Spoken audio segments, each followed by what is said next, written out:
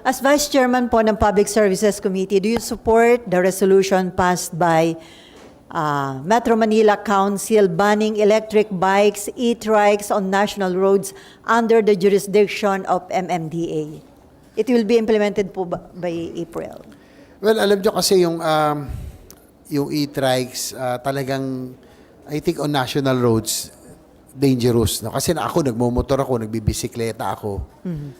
Nakikita ko na, kasabay ko yan sa kalye. Alam mo, iba kasi yung nagmumotor ka at nagbibisikleta ka, nakikita mo. Minsan natatakot din ako for them. Hindi dahil, siyempre, transportation ito.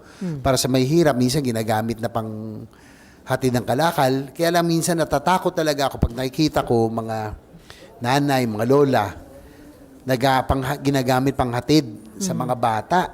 No? Yung e-trike, itong mga China-made na ito, ang gagaan po nito.